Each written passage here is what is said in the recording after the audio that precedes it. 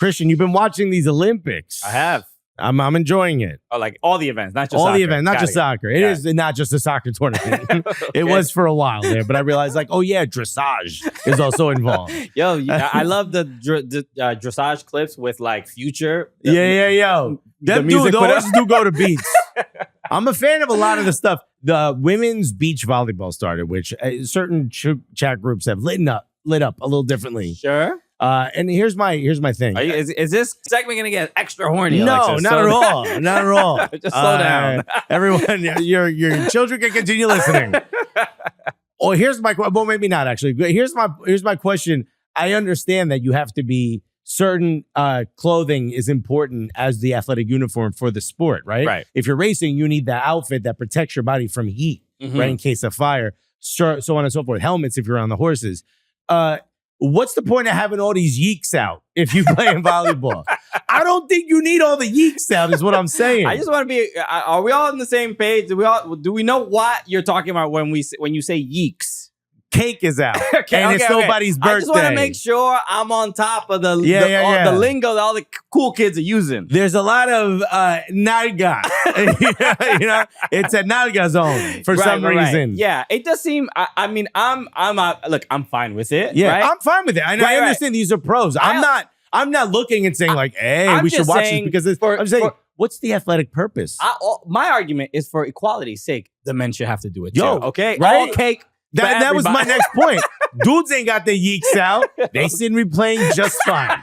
Okay. What is it that inspired this on the women's side? We need more yeeks for the men. All right. I'm not suggesting less yeekage. I'm just saying the yeek ratio needs to be even.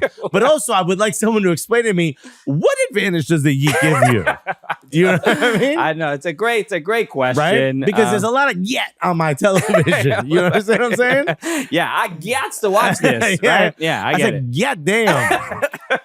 There's a whole lot of nalgas. There was another TikTok is going crazy. People on TikTok love the Olympics, and they also there was I don't remember the guy who shared this video, but it was like watching water polo. He was like all of a sudden really very interested in water polo, but he was wondering why are they so athletic and so strong? And then when the underwater camera of the water polo, and then the song of like Google it, Moogle it.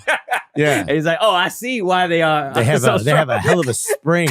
I am surprised though that for someone who's treading water, which I cannot do, right? I could swim straight back, side to side. I got you. If I stop swimming, the boy sinks like a rock. Okay, I'm a bit of a shark in the water. You feel me? Okay. I stop swimming, I die. Okay, which is why I do not go in the water. And I'm watching these athletes tread water, and somehow they jump out of the water without their little toes touching anything. Oh, sure. Yeah. How is that possible? Are you 75% human, 25% dolphin? Okay, we got mermaids out here. Excuse me, Latvian water polo team. Can I see where on your back is the blowhole? Okay. That is not your blowhole. Okay. Sir. Jeez. I'm doing this is a reasonable investigation. Wow. Well, then you've upended my investigation. I suddenly have evidence I cannot use. Why did I apply for the job? Jesus. Hello, everyone. What are you, a beach volleyball player? Welcome to the Cooligans, everyone. We talk soccer here. We do. And we'll get to it. A lot of Olympic soccer discussed today. And that's the end of the yeek portion of our show. You know, we know how to introduce a show. Yeah. We know what people are interested in. Buddy, you click on the show and then you're like, well, here, let's find out what's going on. You saw the thumbnail. It's all yeeks. What's going on in the soccer world? And all of a sudden you're hearing a lot of yeek talk. Exactly. So we out here on Yahoo Sports. My name is Christian Polanco. Did I say that already? I don't even know if I did. I'm Alexis Guerreros, everyone. And, I definitely didn't say that. We got to talk a lot, obviously, the U.S. men, the U.S. women at the Olympics. Intro. I'm excited for today's show. You didn't do it. I didn't do it. But thank you. Now people are going to be wondering if you're excited for today's show. You know what? I was thrown off by the yeeks. Okay? Yeah, as it happens. Okay. That's all. I'm excited about the yeeks. I'll be honest. No, we got a lot of Olympics to discuss. I just want to mention this real quick because on a bit of a serious note, we have a friend of the show, a friend. He's been a supporting professional us. tattoo artist for the Portland Timbers as well. Exactly. I just want to give a shout out to Igor Igor Mortis. He is a dear friend who's been listening to the show since the beginning, since like 2015. Yeah. And when we went to Portland, he hosted us, was kind enough to host us in his home. And early just, on, very no early on. money. We were nobodies. No, right? Just Spirit Airlines was like, that's expensive.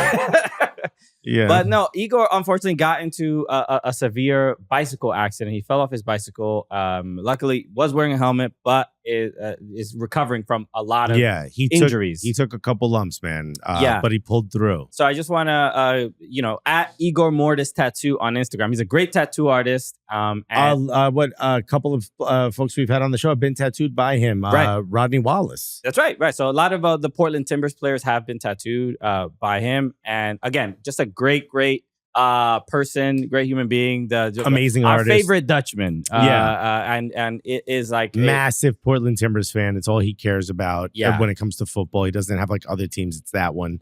Also, beautiful family. We got a chance to meet his daughter. Exactly. Yeah. And wonderful young just woman. a great dude. So I want to encourage people. Just if you know of him, I've heard of him. We sometimes I've given him a shout out on the show because he's asked questions or something like that. People freak out. So people have heard the name, and a lot of people in the Portland area do know him. So go to his Instagram at Igor Mortis Tattoo, and you can see his GoFundMe. Look at the link in his profile. Because he injured. He has several broken ribs. Yeah, collarbone shattered. But he also broke his hand, which is his tattoo hand. His tattoo hand. So he's recovering, and it's going to be a couple months before he can get back to work. And so we just want to make sure people know, and feel free to donate. Again, great. You can see his what is it, profile photo, his avatar, whatever it is. You can see just like the spirit of the guy. Yeah, great dude. He's a wonderful guy. All right, so let's where do we start? Let's talk about the Olympics, but not in yeek. The category. No talk. Let's talk about soccer. Yeah, let's go. So because actually, a great question was posed this morning by me yet again. Big shock, everyone. We were talking about whether the U.S. will be facing Morocco next. So the U.S. do qualify. The men. The U.S. men do qualify out of the group stage. By the way, both teams qualified. Yeah. Speaking specifically about the men, they qualified out of the group stages, which for me felt like a positive step forward, just in light of everything that's happened with the men's national team in recent history. And Tony Meola and Nico were like, no, because this is separate from the senior team. And I'm like, I get it. But the vibes now feel a little bit different than they felt a couple of weeks ago as the U.S. were knocked out of Copa America. All of a sudden, I feel like just more positive about the state of soccer in America.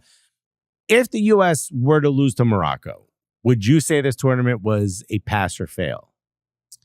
And that's it. It's one of the two. I guess fail. See, I said to me, it feels like a very light pass, like a 51%. You know what I mean? Well, 51 is not passing. I meant as far as half in the half. I don't know what school you went to. What school did you go to, dude? Okay. Fine. And this is why I like the -3 to 3 as opposed to 0 to 10. Fine. This feels like a 65. You know what I mean? It's like, you passed, but you didn't impress nobody. Yeah, I mean, look, your mommy gonna put it on the fridge, you know? We were talking about this last week as far as simply how not exactly how we grade it, but like what is how critical should we be of this team if they didn't get out of the group, right? I think if they didn't get out of the group, the criticism is pretty fair and valid, but for me, it isn't because it is a youth team and it is a youth tournament. I have a little bit more grace, so I'm still gonna continue to offer that. If they went against Morocco, I'm not expecting a win, and Morocco's been very good. Morocco's incredible. I think Olympics. They have a little bit of a higher quality. I think, in particular, Hakimi, just an overage player. Yeah, to have Hakimi there is, it's that's nice. An overage player of a higher ilk than we called in, for sure. And that's no disrespect to our overage players. Yeah. But that's a little different than, a Jordi Mahalovic who's getting his career a little bit more back in track in MLS, and Walker Zimmerman. We had who's great friendly a couple years ago, like 3 years ago against Morocco, and we played in Columbus, I think, or Cincinnati. I don't remember exactly where. I don't remember. It was in Ohio somewhere. And we beat them, I think, 2-1. So then why even play the game, bro? Just send us to the next round. Y'all heard it here first, bro. I've already seen this 3 years ago, dog. We know who did it. The Butler did it, bro. I'm not necessarily expecting the U.S. to lose. I don't think Morocco's just I don't think overwhelming opponent. No, not at all. They can get it done. I wouldn't be surprised by either result. Right. Unless we lose like 4-0. Then I'm like, all right, I'm surprised. Yeah, that would be quite a shock. But the game, look, to get there, they beat Guinea 3-0. And I couldn't be proud of this team at this moment. Getting Georgi Mihailovic, getting that goal was, I mean, it was felt just like a relief. Boost. Yeah, it was just like, oh, all right. Maybe we're at a level that I didn't even think that we were at, like as far as in this tournament, far as being one of the better countries in on the men's side. I already hate myself for saying this. I want you to know that. But it is against a team that we really should have beaten 3-0. You know what I mean? But also to keep the clean sheet, yes, and play well, stop everything. Walker Zimmerman and Miles Robinson was spectacular. Yeah, they did their thing, and then. You know who really impressed me? Nathan Harriot, man. Every corner, this kid was finding the ball somehow. Right. He's just a fight. He has a knack for goal.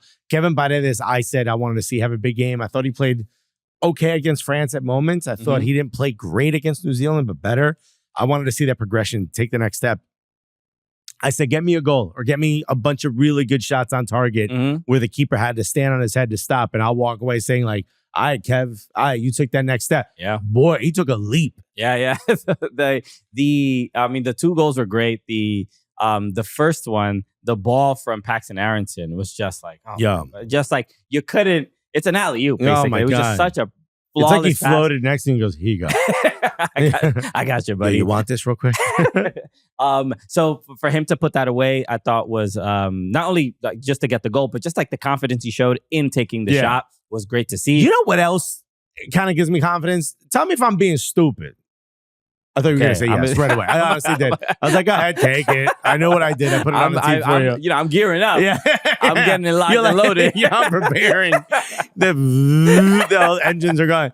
Yo, the way they celebrate after a goal, does it not give you a little bit of extra like, oh, he knew that was going? You know what I mean? Like, he celebrates like, of course I scored. Oh, Kevin. Yeah. I mean, there's a look, when you introduce the Dominican swag to a team. This is important. Okay, hold on. The what? You bring that sort of 4K energy, a little El Alpha, a little Omega to a team. You may have had some other animale, but now let me introduce you to El Tigre.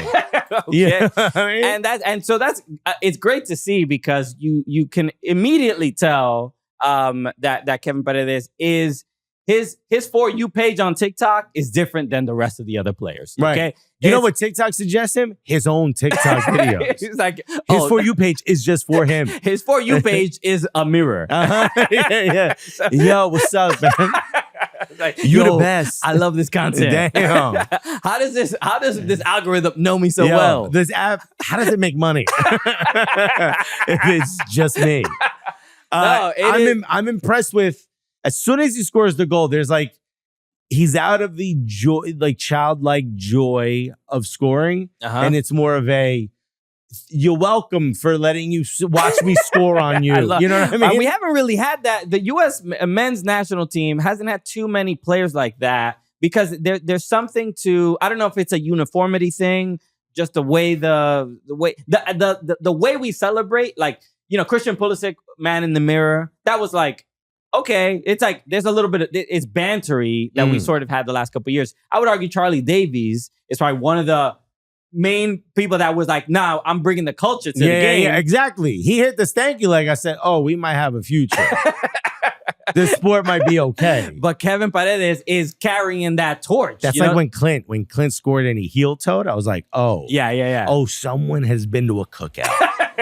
On this damn. We don't need to invite him. Yeah, He's inviting us. Landon Donovan now once has eaten fried chicken that was dried by newspaper, and now that newspaper ink is on the chicken. I promise you that. Bro. Clint? What is this? Hold on. What is this recipe? You've never done that before? Newspaper chicken? Bro, one of my favorite things was when the neighbor 2 doors down, they were Guyanese. Right? But they had cousins from the South. All the cousins would come. They would take every parking spot on the block. My mother would be like, you can park in our driveway. Yeah. Every driveway had a big old car from the South, right? And they had this huge like family reunion in the backyard. And they would fry this chicken outside. That was crazy. But they would take the like 3 or 4 pieces, wrap it in newspaper and put it. And then that newspaper would soak up all the additional oil, but it would also hold the heat. Wow. So when you wanted to go get chicken, it wouldn't steam in there because the ends were open. So it would say super crisp, but not oily. I mean, it's oily because it's fried, right? But not additional oil. You're not like rubbing stuff off on your shirt. Wow. You would go get it. The ink would convert. I probably shouldn't have eaten it. It was on the chicken now. It's like, why does this chicken taste like a Summer of Sam editorial? Yeah. I was eating this chicken in 1972. I don't know what Summer of Sam was. It's probably like the Knicks losing the playoffs and I'm eating it. But the ink would be on the chicken and you would see it. You could almost read the words. It was crazy. The greatest fried chicken I've ever had in my life. Wow. Shallow fried outdoors. It was fried in like a big cast iron pan. Okay. Bro, the South goes crazy. Shouts to the South. Man, shouts to the South when it comes to cooking. Well, anyway, I never saw Landon Donovan there is the point I'm making. But Clint might have been back there. You know what I mean? So we need players like this to bring for us in particular, that's a little bit of representation of the culture we grew up with. Right. And I would argue, Tim Weah is there 100%. As well. He's the other guy. Yeah, he's the other guy. He's the other guy who scores like, of course I scored. Yeah. What are you, stupid? So we have some of that, but Kevin Paredes is definitely doing it for that next generation. Yeah. So he feels like he's part of that. Even the way he like pulls other people in to celebrate when they score. Yeah. And they do the Glorilla dance and all that. Like to me, I'm like, oh, there's a different swag here. It's not just the jump up and what's the Harry Kane little yeah. That's you know what that is? That's him putting the shoehorn in his Skechers. We've never really broken down that celebration. The Harry Kane one, it's just like he could try something else. Do something. He's like literally, he's going on a decade with wapa. Yeah. He's got such stepdad energy. Yeah. You know what I mean? Yeah. I don't know how else to put it. And what are you boys up to? That's just what Love it. So we're covered in Tottenham fans behind the camera, by the way. So a great game for them, and obviously they play Morocco. Let's move on. What do you think is going to happen in that game though against Morocco? Against Morocco, well, guys, we're going to preview those games a little later. Well, I should have read the rundown. Very nice. Let's talk about the women. Their next game is going to be against Japan in that quarterfinal round. They played against Australia, and this game, in general, it felt. I mean, when you look at do you see the ad on this page? I do see the ad. Yes, it's the ad is Canada rum off season. Okay, interesting. Enjoy. I wonder how they got that shot. Okay. We'll talk about Canada a little bit. But you look at the possession numbers, especially, and 73 to 27. The U.S. had complete control of this game, bro. It was like almost a miracle that Australia even scored. Australia, every time they got the ball, they did that meme like, "Ugh, brother, ugh."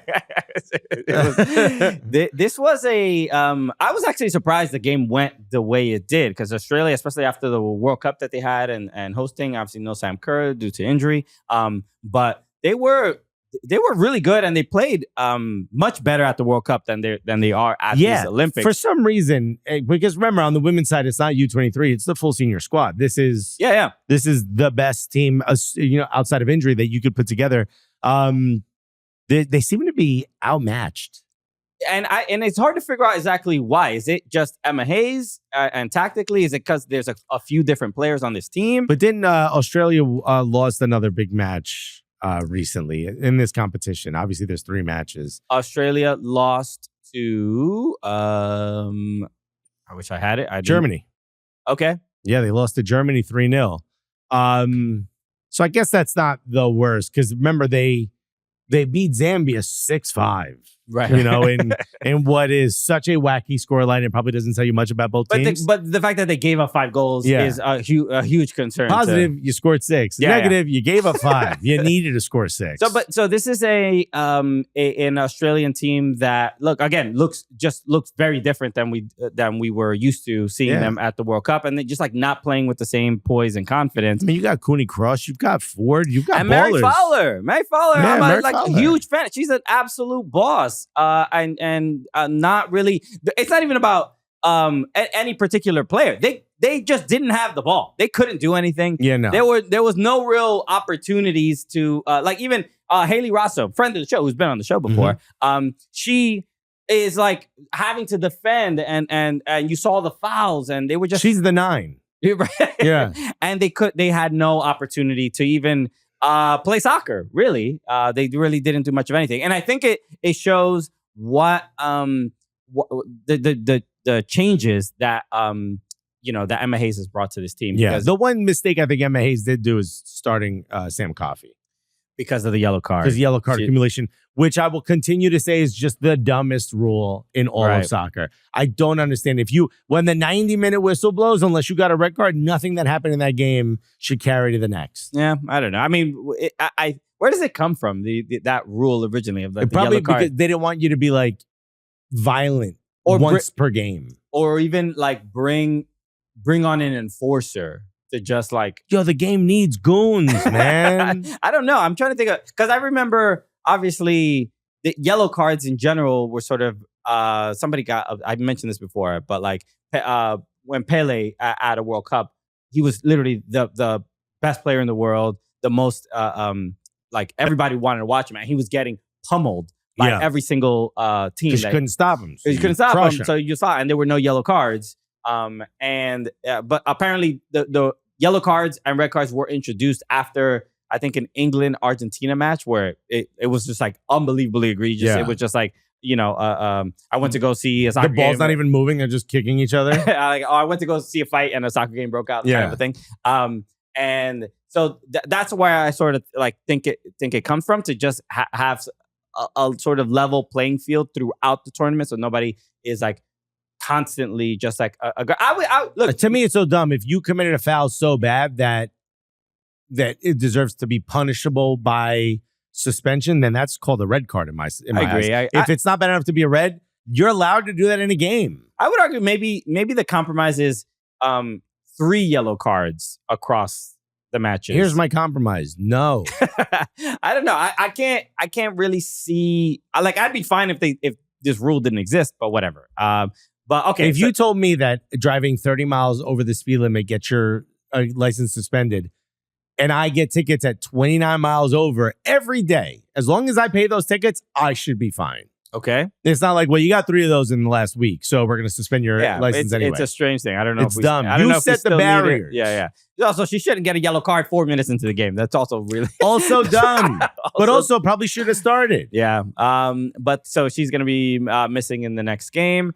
So you figure, all right. But look, I just want to like highlight these players. So I mean, I want to talk about Trinity Rodman. And just the front three. Your name was brought up on the show this morning because Nico loves the Holy Trinity as a name for the front three. Oh, look at that. Yeah, all right. That's wow. And I did not take credit for it. I could have. You weren't there. I could have been like, of course that was me, bro. But sauce. Trinity Rodman, and both the right wingers, Kevin Paredes and Trinity Rodman, I think are stealing Korbin Albert. Oh, you're talking about plays. You're talking about plays.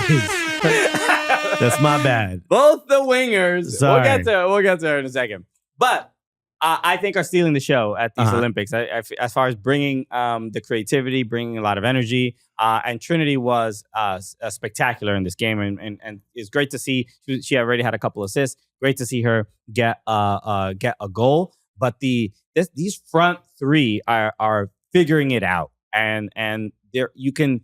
Not just figuring it out, man. The chemistry is great. It's great. Amazing. I'm like, yo, have they played together forever this way? Like, did Emma Hayes have training camp that I didn't hear about? Because they're playing like they play on the same club team. Yeah, they're really just like, especially the crosses coming. The crosses are really coming in from the right side. Mallory Swanson is more. We're almost playing with 2 up top, and Trinity can go 1v1 and pick Mallory or pick Sophia Smith when she sees them open. But I also think it's just defenders are just slightly cheating towards Trinity Rodman's side because they know how dynamic she is on the ball. Yeah. When she has the ball, you're paying so much attention that you're giving so much space to Sophia Smith in the middle of the box and Mallory Swanson cutting in. You're just you're paying a little bit too much attention to Trinity Rodman because you have to. Because if you don't, she's going to burn you. Because I have not seen, maybe at the World Cup, I was seeing, this is what I wanted to see at the World Cup. 100%. I was like, why can't she get by defenders? How come she's not playing these 1-2 passes? Like, she's doing everything now. Yeah. And I don't know if it's just maturity, training in a different way or something, but nobody has been able to stay in front of her. Emma say, get him, so she got him, bro. That's all she needed to unlock it. Vlaco was trying to do trigonometry out there. Vlaco said, you don't have to get him. You don't want to get him. Don't get him right now. We got time. Emma Hayes said we get him from the front, from the jump. So, and then also, we got to talk about the goal from Korbin Albert. Right? Golazo. It was a golazo. A great goal. Her skill has never once been questioned. No, but it was. And let me tell you something. I'm really impressed with the fact that she can play with that bandage over her right ear. It is really impressive. Okay. Look, it's you want to give your homage to your hero sometimes. I don't know. That's like how I wore a sleeve on my arm when I played basketball because of Allen Iverson. Oh, okay. Yeah. Same exact thing. Yes, same exact. I was like, yo, it's a little bit of him, you know? Okay. You be like, you talking about practice? Yeah. That was it. All the time. I was just yelling that from my kitchen. So, no, a great goal. But there was actually a very interesting moment before she stepped onto the pitch because she had subbed on for, I forgot who specifically. I think Rose Lavelle. So let me give you. Go ahead. I'm sorry. It was so who got off the field? It was Trinity Rodman, Trinity Rodman, and Emily Fox. And I think they changed the formation a little bit. So Emily Fox steps off the field, and Trinity Rodman is first. Daps up Lynn Williams, who's also coming in. Lynn Williams, the homie, right? Like this how it looks, right? Yo, Christian, you did great out there. Hey, thank you so much. Yeah. And then Korbin Albert is right behind Lynn Williams. Go ahead, try dap me up.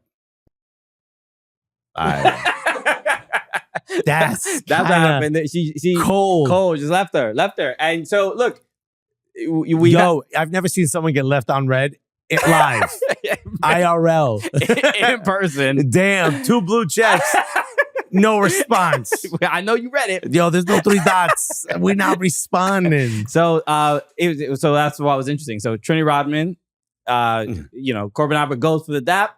Guess left. And then remember, the Messi, Willy Woney heading towards that fence, goes to shake the guy's hand and they keep missing. Yeah. That's kind of the last one. And Korbin Albert was just like, no, so all right, Trinity, great job out there. Trinity went. You get the thumbs up, buddy. Trinity went to her right, Corbin's left, and avoided the dap. And then Emily Fox went around Emma Hayes, who was also right there by the touchline, and avoided her. Gives no Fox, bro. She did not care. And so, look, it just continued to raises the, not even questions. It's obvious this has not been resolved with everybody. No. And look, it ain't all kumbaya in camp. Exactly. A lot of the people, this is, which is, by the way, fine. Right. Teams have won trophies across every major sports where, someone on the squad is the ops. Right. That's fine. You know what I mean? You don't have to get along with everyone. It's just the vibe of Emma Hayes and the way everyone's playing. You're like, man, everything's clicking. You're like, well, there's a little blemish. Yeah. Hey, this Rolls Royce will make a little noise.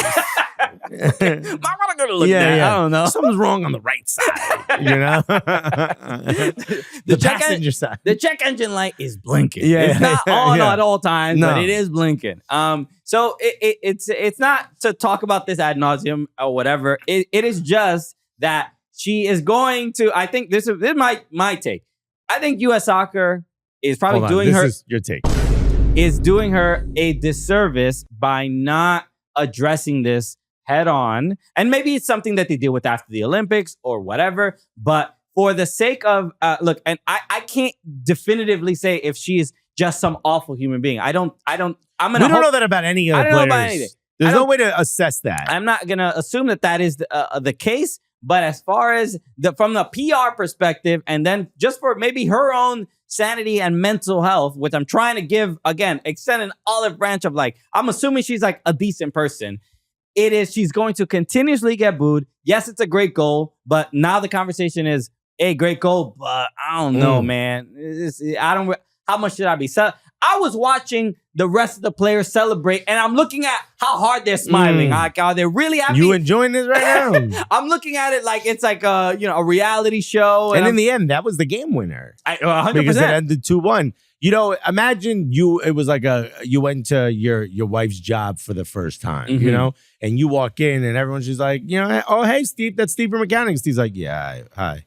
I'm like, huh, what's Steve being mean to her? And like, oh, that's Carol from accounting. Hey, Carol. Carol's like, right. You'd be like, oh no.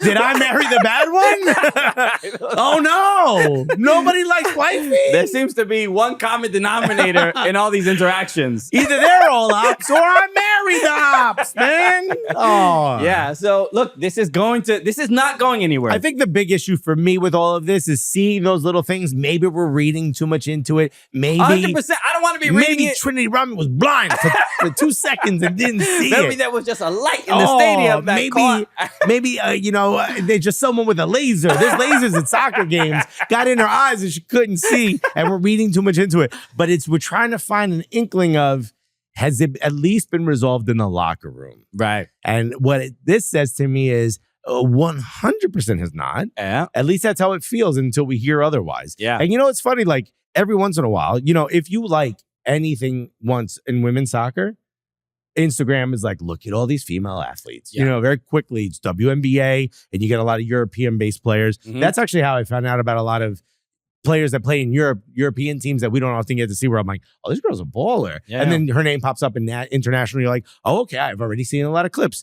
I do get some PSG Korbin Albert videos every once in a while in my recommended. And I'm like, okay, the rest of the team, or at least these few players that seemingly appear in a lot of her videos, seem to like her, you know? Maybe there's something she's resolved that there. Okay, yeah. But I don't see that same vibe when it comes to the U.S. women's national team. Maybe it just hasn't been made apparent to me, but in these little moments where we see the interactions, yeah, because there's a lot of evidence that, like, all right, the vibes ain't vibing. Yeah, I mean, it's a strange. I'm not sure if what I just said made sense. Vibes ain't vibing, it's something where, look, these, especially on the U.S. women's national team, much more than the men's national team, these women are seen as idols, superheroes. They're inspirations, role models, without a doubt, whether you like it or not. It's like, as soon as you put on that shirt and you step on that field, like, you have that responsibility, and it's something that, you know, we've interviewed U.S. women's national team players, like it's something that they cherish, and yes, even the vocal ones that are activists and speak about injustices, but they still take pride in getting that opportunity. Yeah. But for the most part, it's not. It isn't something where, like, even with Rapinoe, U.S. Soccer stood behind her, like they really supporting. I mean, yeah, there might have been issues and equal pay and other stuff, but for the most part, from a PR perspective, it was like, we have Pride Night, yes, we support our player and stuff like that. And what's happening with Korbin Albert is it's a weird silence about it, and it's just like sort of a half-hearted apology, not really saying who you're apologizing to or acknowledging the community that you've offended. Right. To ask the question, though, do you think maybe that's a little bit of protecting her because she is so young? And this is really her first moment in that spotlight? But what is the protection? She's getting relentlessly booed. And it's going to continue happening. Protecting maybe from further damage, or maybe, you know, I honestly don't know. And I don't know. It's just, I don't agree with anything I'm saying. I'm simply asking the question. And it's not necessarily U.S. Soccer's responsibility to protect her, to some degree, not protect her, but it feels like it's Emma Hayes' responsibility to at least. It shouldn't be so tone deaf, because it's like yes. Every time they post something about Korbin Albert, the comments are crazy. How about like, shut off the comments? Maybe shut off the comments. What are you doing? So I'm saying that again. People should have the right to voice their opinion, but it's like, she is also 20. What sort of grace are we sort of giving her? What is it? Like, it can't just be we don't talk about it ever, because she's going to continuously deal with this. Right. So I don't know. And I bring up the point about, like, Jaylene Hinkle. Somebody tweeted, damn, Korbin Albert scored the winner. And they spelled her first name with 2 additional Ks. And I'm like, what, does she deserve that? Right. Maybe. You know, I'm like, oh, I get it. But I get where the bit is coming from. Yeah. She won't address it. The Federation won't address it. Just like, if they're not going to truly say, because it's like Jaylene Hinkle, Daniels. Yeah. She stood on business. She stood on business. It wasn't a business I don't want to be a part of. Nah, I ain't shopping at that business. No. But she did the, like, video on the, like, Christianity farmersonly.com. I forgot what it was. Whatever, Something some out weird there. thing. Yeah. She was like in a farm. Yeah, weird. it was. It was like horses. Why is there a horse here? But she did the sit down like, hey, I'm religious. This goes against my views. And the rest of the team was like, yeah, we don't mess with her. But now it's like, all right, shake hands. If that's what you believe, fine. You have the right to believe that. It doesn't agree with what these women over here think. Maybe some people agree with you. That's fine, but at least you get it out in the open. The silence is definite. It's so strange. And then it's just leading people to say really wild shit on the and internet then I'm about looking you. at Lindsey Horan, and I'm like, why is she smiling so hard when she scored? I'm like, I think we know why. I don't want to be thinking about this stuff. Your mind's off that, So, but again, look what happened. This is all being read into an interaction coming on and off the pitch. Yeah. And look how much is being read into. So at the end of the day, bro, and maybe it's something you say after, you just kind of take these bumps and lumps as they come until the end of the Olympics, but something needs to be said. I mean, this was we're looking at just the image of it, and okay, no, maybe she wasn't blind. Just this screen cap right there is very clearly you see. Yeah. No, I see you. I see you. You ain't my mans. No eye contact. Yeah. And I'm just moving on. I see the bench over there. I can't wait to get some rest. She did everything but this. You know what I mean? You remember that joint when someone goes shake your hand and you touch the back of your head or whatever? Like you just like she did everything but that. Yeah. So look, it's even the fourth official's like, yo, shit, I get in the middle of this. Do I need to separate these two? Fourth official's mad close, right? She's like, yo, let me know if you need backups, Trin. She's literally just holding the number board in front of both of them to give them a bar. No, it's look, again, it's not a fun thing. We don't want to be necessarily talking about this, but it's clearly. Nor do we want to be bashing a 20-year-old either. It's like, well, this is uncomfortable. It's clearly an issue. And I think that's what this basically highlighted. Yeah. So, okay. Something collapsed outside. Outside. But luckily, our microphones do not pick it up. Hey. So, Alexis, you didn't even have to address it. Okay. Well, I thought the sound made it. All right, we got to. What's next? We have to talk. Oh, you went. We'll get to it. I was at the Arsenal game. You were at the Arsenal game. We'll talk a little bit about that, and then we'll preview these upcoming matches at the Olympics. Alexis, you went to Philadelphia. I did. The city of brotherly love. Little day trip to go see your Gooners, your Gunners. Okay, Arsenal. Yeah, not just my gang of Gooners that I hang out with on the weekend. Arsenal was playing Liverpool. Susanna Fuller was also down there. She was hosting a Q&A with Liverpool legends, which is really dope. Oh, that's so great. I didn't get to see her though. But a lot of friends and of ours were there, which is really cool. A lot of fans. One kid yelled out Cooligans. Another person yelled out CBS. So it's like, okay, right. You're just reading out my resume. You know what I mean? Okay. Someone's like, formerly of Staples Incorporated. I'm like, how do you know that? How do you know that? But to me, this was like a cool event. But there's something about preseason games. I don't know how you feel about them. They're cool. They're fun.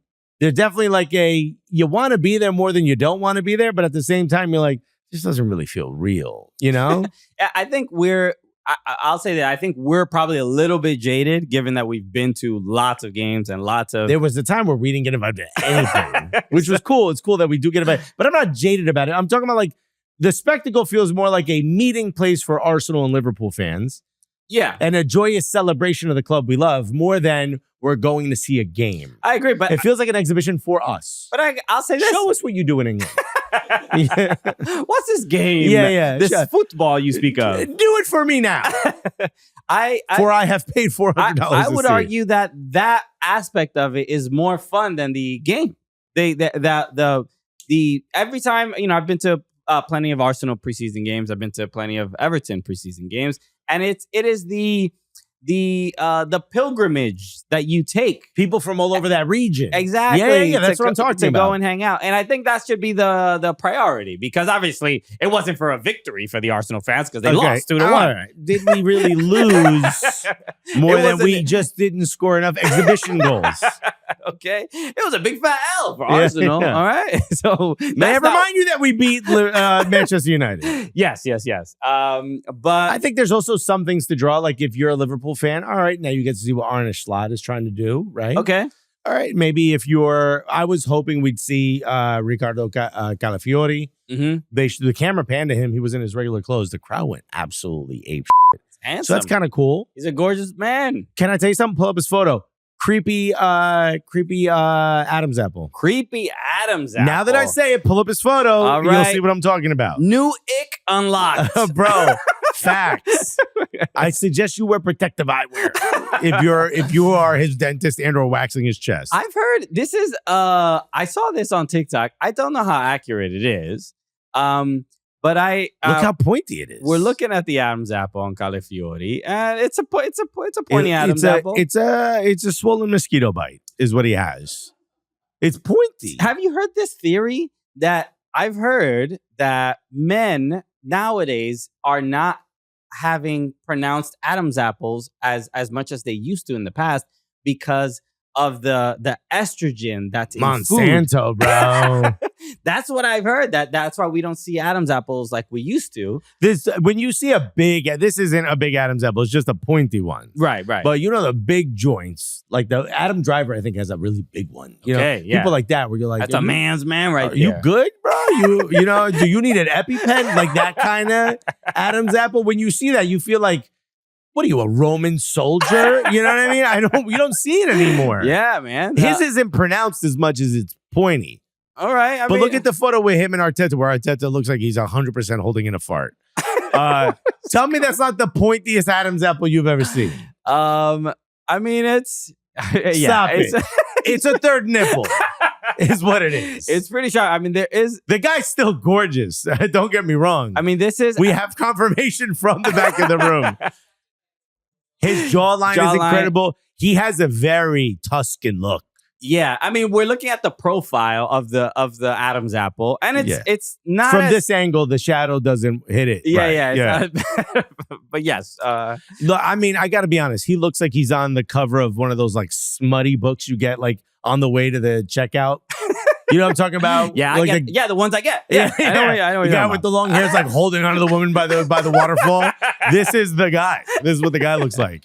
Good man. And I heard him speaking English. His English is amazing. Very good. Yeah. So great to Remember see. the video of him doing the interview with that beautiful woman who works for that news play, and the girlfriend ran in and like made out with him. Was like, "That's my man." Yeah. Well, they broke up. We talked about this. Yeah. But I could do looking at him. I'm like, yeah, I'd protect that too. I'd run up on him. Hands off. I'm just reminding you, he got somebody. That Adam's apple is mine. That's why I'm wearing this eye patch. I got too close. So yeah, his dreamy face appeared on the big screen. People went nuts. I saw Frimmy from Arsenal. I saw some of the folks. Yeah. Like for that, it was cool. I don't feel like having watched the game, and there were moments where I focused a bit more on the chicken fingers and less on the game. But having watched the game, I don't think I learned you removed the newspaper. Yeah. Well, I'm like, thank you so much for allowing my neighbor's family to come here and cook for us. Beautiful suite. Shouts to Steven. Thank you for the hookup. But I don't think I learned too much. Okay, Steven. Yeah. I didn't want to blow up his spot, so I go with first name only. Don't mention any name. He'll be happy we mentioned it. Okay. He listens to the show. All right. But at the end of the day, I think what the worst case scenario would be something like what's happened to Manchester United. Yeah, brutal. Where like you're not learning much. This felt like a Posy Vibes tour. Last season wasn't how we wanted it, but we ended on a trophy. Mm-hmm. Let's do a little lap. You know what I mean? Let's go visit the family in the States and do a little lap. And then you do that and you come back on crutches. That's not a good. That's not the Posy vibes that I think they were hoping for. Terrible luck for Manchester United. At this point, it's something's going on. It's not just luck. Man, what's going on in the physio team? They're like the roof. They're falling apart. What's the bad luck? Is it coming to America? They didn't come to America last year, right? And they still had a lot of injuries. I'm not going to surprise you by saying that some people are blaming the tour to America on the internet. But okay. America gets blamed for everything. We got blamed for the Copa America final when CONMEBOL was that was all there. We got nothing to do with it. Somehow it's our fault. So but for me, I think some Manchester United, not to cut you off, but some Manchester United fans feel, we're asking too much of our players. Preseason's too daunting. The travel got in the way, and now we're starting with all these injuries, which is not great. Lenny Euro, their new big signing, center back. 60-something million can go up to almost 70 million with add-ons. 12 months, his contract would have been up. He comes in, you pay that much money for him for at least a year, and now all of a sudden he's injured potentially for 3 months, the rumor is. I don't think that's official. Marcus Rashford pulled up, and who else? Rasmus Højlund. Yeah, Højlund. I get you being upset. That's not the way you want to go into the season. Yeah, I don't know. It's like, is it like the... I don't know, the quality of the pitch isn't always great in some of these stadiums or whatever. Yeah, but if they didn't come here, where would they have gone? Yeah, and it's also, they're not going to say no to the amount of money that they get in these preseason tours. I don't know what you guys say. That's what I'm saying. American fans want to see these teams. American fans are the reason a lot of these Premier League clubs are so successful, given that the viewership and the interest and just a huge population that is America. This is why they come here, to sow some seeds, and First get of all, more there's fans. a massive fan base here, and you see how much it means to them. There's a video of the guy crying when he met Ben White. Ben White's like, all right, cool, this is weird. I know who I am. I don't know. My mama don't act like this, bro. You need to chill. But you see how much it means to the fans who don't. A lot of them don't ever get the chance to go to England or go to Europe and see these matches in firsthand. You take it to them, it means a lot to a lot of people. And you can see that because a lot of these folks pour a lot of effort into just being a fan of something they can never really get to. And that must be daunting. But I'm not going to sit here and reveal how much we make for appearances. But I will say that you and I probably have no plans to go to North Korea. But if Kim Jong-un, who once again, gracious leader, Kim Jong-un, called us and said, yo, 50K, you come here and do a live podcast, best believe one of the episodes of this show will be from Pyongyang. Okay, great analogy. I mean, because the U.S. is basically the North Korea of the Western Hemisphere. We're willing to go there for the bag. Right. There's sometimes the money, and by the way, with PSR rules, financial fair play, these clubs gotta build in revenue. You gotta make revenue. Now all of a sudden, it's like, those like sleazy tour managers that are like, we just got to do the gig in Albuquerque. I promise. Do this last one. Yeah. And all of a sudden they're putting money in all their money in their You're opening for a guy with puppets. And this is what global football has become. They got to make money. You got to sign these players. Who was it recently that said they have no doubt that there will be Premier League games in the U.S.? It just happened like a week ago. Do you remember? Someone just said this. Oh man! Somebody important. So it was somebody from a federation. Was it Infantino? It wasn't Infantino. It wasn't Infantino. It might have been somebody from FIFA, from like the English Federation or something like that. I don't remember. It's coming. It will happen. Yeah. At this point, it's not if, it's when. Yeah, and as frustrating as it is to a lot of like diehard fans, I think a lot of people speak to like, well, the NFL has given y'all, we've given that Major League Baseball. Baseball's over there. Baseball. We don't even watch baseball. The mayor of London, Sadiq Khan. No one likes this man. What mayor of London has anybody liked? He's the Eric Adams of London. Literally. Except he don't look like he clubs. Eric Adams. He was at zero bond every night. Got it. It will happen. Actually, low key, if they allow it, who should do it first? Wrexham. Wrexham should be the first to play an official regular season game. That feels more possible than any other of the higher. I'm not making leagues. this up. I think Wrexham could sell out the big house in Michigan. Wow, that's okay. That's quite. It's 100,000 people. I don't think they can do that, but I think they can get pretty close. Maybe. How close? Who cares? That's how close. Great conversation. This is why people tune into the show. Anyway, we got to talk about the Olympics and especially, we got to talk about Canada qualifying. More updates, and, yes. And I can give some previews for these U.S. teams. Why don't we do it after this break? All right. So we got to wish someone a happy birthday. Exactly. Because your ex. Isn't that how this works? Okay. U.S. Soccer showed us the way. This is, I hope my wife's not watching. She finds out you dated Gregg Berhalter.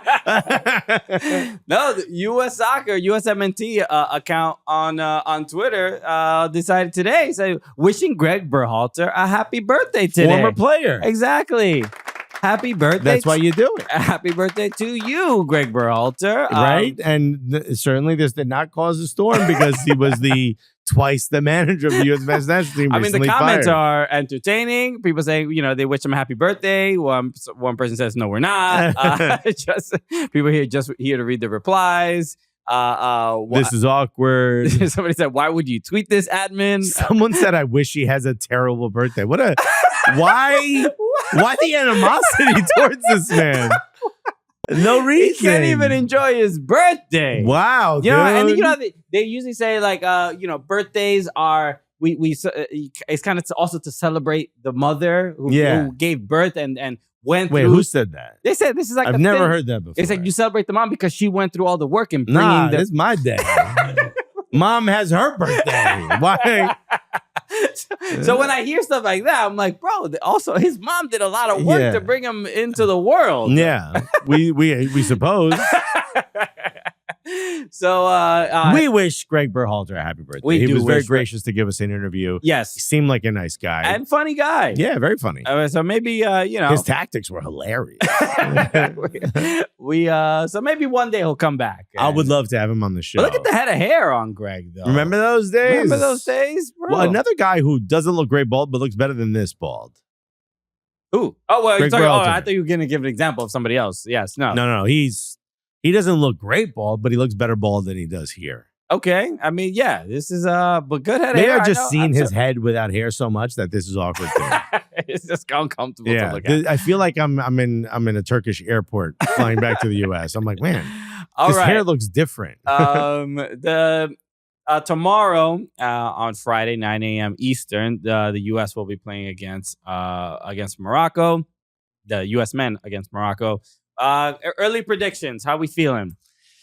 My heart is saying the U.S. and my mind is telling me no. My mind is telling me that there's a chance, there's a possibility that the U.S. can pull something like this off. And I think the U.S. have grown into this competition. But when I look at the level of competition that they've played against, France, I think was very tough. They played well for 60 minutes, and then it ended 3-0. And I feel like the quality is going to be closer to France's level than it will be to, say, Guinea, which was the last match, or New Zealand prior to that. So I have a feeling this is going to be a close but tough loss for the U.S. Interesting. I hope it's not the case. Look, we're looking at the form and the record for Morocco and for the U.S. And look, Morocco won the game in controversial fashion against Argentina. 2 hours after the game ended. 2 hours after the game. Oh, okay. It was literally the next calendar day before when they were awarded the victory. But the loss to Ukraine, I think, is like, all right, there's weakness there. Yeah. And then the win against was it Egypt? Was it Egypt? I can't remember who they played. I can't tell what that flag is. This was Iraq. So the form is not necessarily something where I'm like completely terrified by. The U.S. has scored more goals than Morocco in this tournament, but that game, I think the game against Argentina is they got a quality win. They beat a really good team, so that's where you sort of see like, oh, okay, maybe this might be a little bit tougher. But again, like I mentioned earlier, the senior team has beaten Morocco before. I think it's definitely possible. I think U.S. Wins this game. I think they can win this game 2-1. I also think they can win this. I just don't know if they will. So but I hope they do, man. Yeah. And then it'd be great to see the U.S. just get a medal. I know we should all be like, get the gold, sure. Yeah. But to me, this is France's competition. Interesting. Okay. Home. Yeah. I mean, look, it would be like we've seen the U.S. women win gold. We haven't even seen the men play in the Olympics since 2008. Since 6 years before we started this podcast? Yeah. So 7 years. This is the Olympics. It's not always the team that you think is going to win it. Right. I think the improvement from the 2 wins after the loss to France gives me of like, if they can beat Morocco, I think they can win gold. 100%. I think it's like it's just this is like the one. If we beat Morocco, we're definitely getting a medal. Exactly, that's how I feel. You're one game away from potentially getting a medal. I think that's important. Have the U.S. men ever even gotten a medal? I don't even know. No, they've never medaled at all in soccer. So this feels like a team that can at least medal. So right. So it should be. We'll see what this game gives us in against Morocco. But I do think it's possible. Now for the women, they're playing against Japan. This is obviously a familiar foe. The U.S. Women have played against. They played Japan in 2 World Cup finals, losing one. Japan, a strong team. Remember, this is full senior squad. Yeah, and to the best of their ability to get the full senior squad outside of injury. So this is not going to be easy. Yeah, and Japan has a decent record so far in these Olympics. They lost to 1 out of the last 5. Right, they lost to Japan. I'm sorry, they lost to Spain. But they beat Brazil in spectacular fashion with that like wild goal at the end of the game, and they beat Nigeria. So this is. I'll say this. I think the U.S. probably wins this game comfortably. I think comfortably, I probably would stop. I wouldn't say, but I agree. I'll say that given the performances, especially against Germany, beating Germany 4-1, controlling the game. Like I haven't watched the U.S. women and in any real phase of play or for a long stretch of time where I'm like, oh, I'm worried. Or this guy, even towards the end, Australia was getting a little bit more difficult because they were sending numbers up. But for the most part, a lot of control. I think I was talking to Christine Cupo when she guest hosted, and I was saying like I don't think U.S. are the favorites, given especially how that World Cup went. Your opinion has probably changed a little bit though, the way they played. Yeah, I do think we should. My expectation. I don't know where the bracket is, but I mean U.S. Spain. If that should be the final. I could see that, and I think that's. And I would still pick the U.S. Because I think the form that they're in, the confidence that they have, they're scoring a whole bunch of goals. They're in the driver's seat for a gold, for sure. Yeah. So, I did not expect to be talking like this. I'm a little worried, though, with Sam Coffey having to miss a game. What do you do now? Do you have a like for like exchange? Corbin Albert has to come in. Yeah. But, maybe Emily Sonnet steps up as opposed to being on the back line. There's a couple. Possibly, but it's a Tina Davidson had an injury. That's why she didn't play in this game. But so I don't know if she'll be ready for that next game. Right.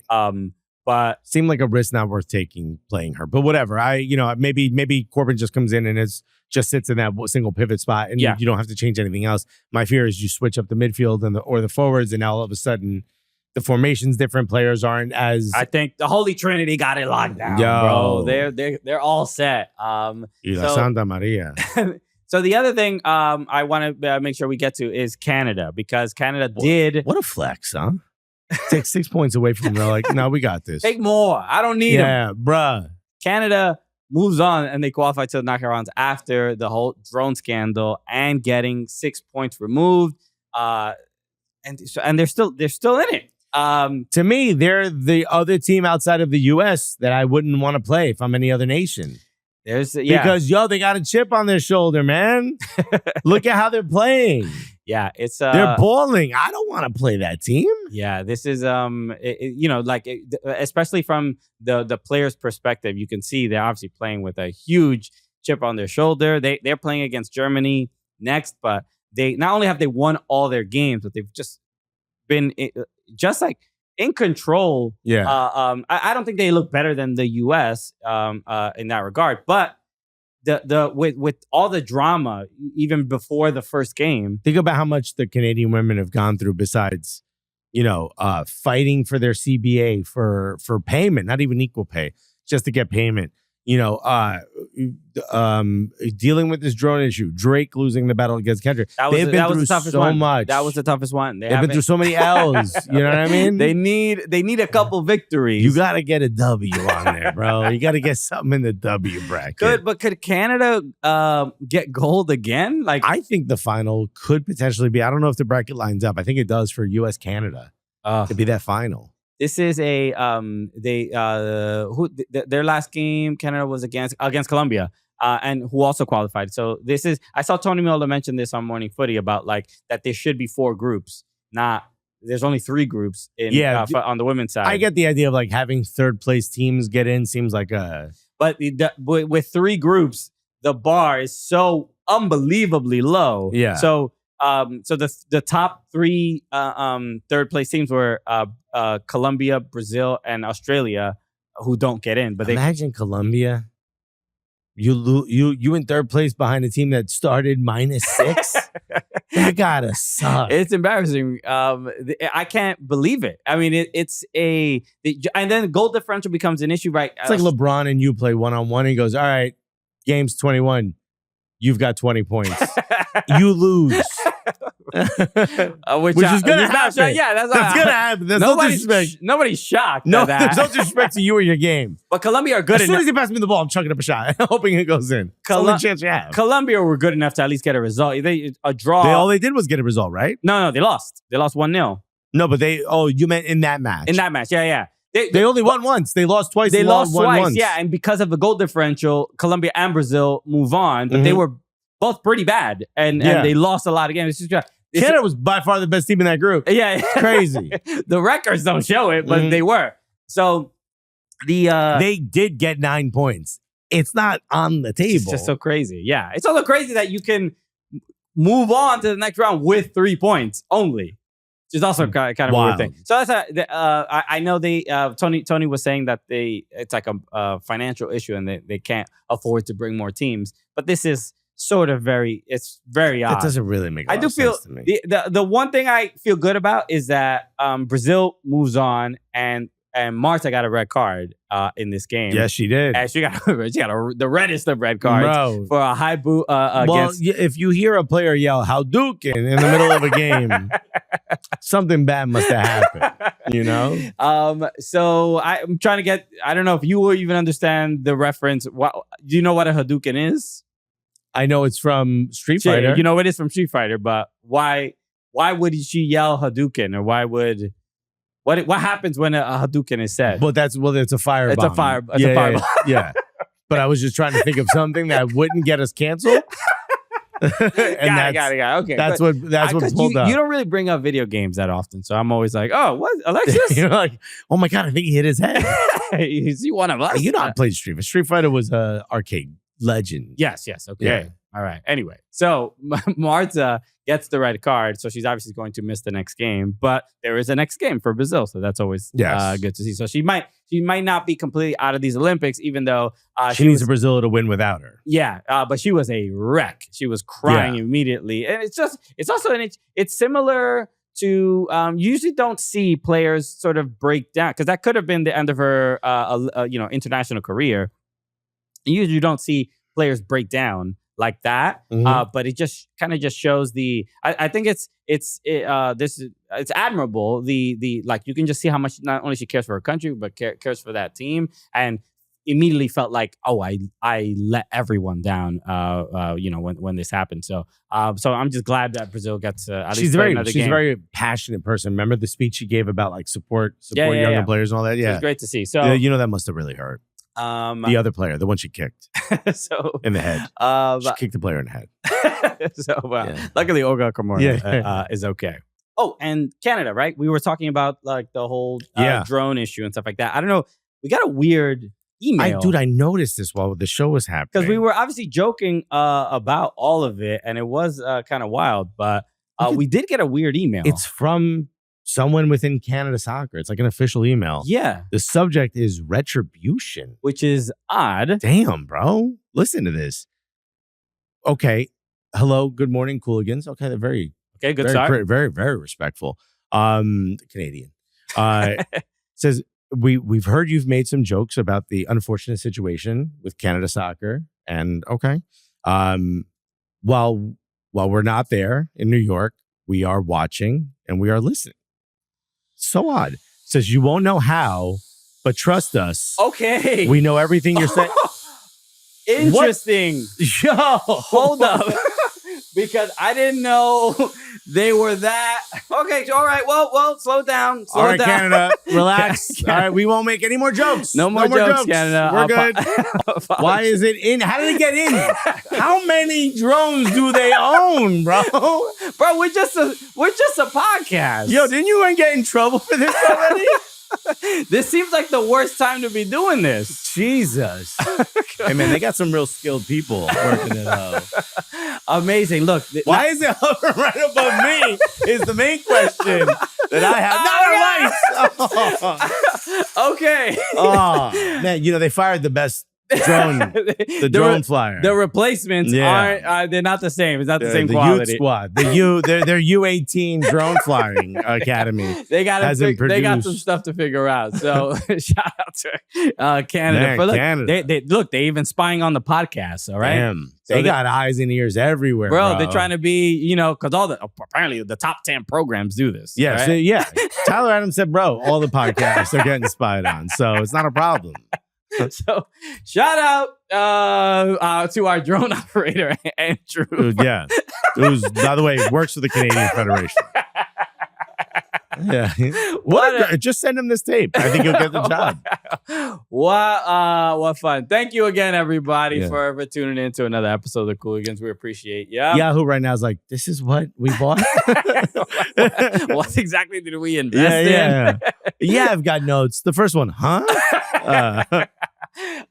So make sure you follow us at Soccer Cooligans on all social channels. Subscribe to here on YouTube if you're watching on YouTube. Follow us, our individual at Chris Polanco at Not Alexis. And we'll be back on Monday with a brand new episode. And hopefully the US men and the US women have moved on to the next round. And we can continue talking about their success. Let's go. All right. So we'll be back on Monday, everybody. Y'all are the best. Peace. Love you guys.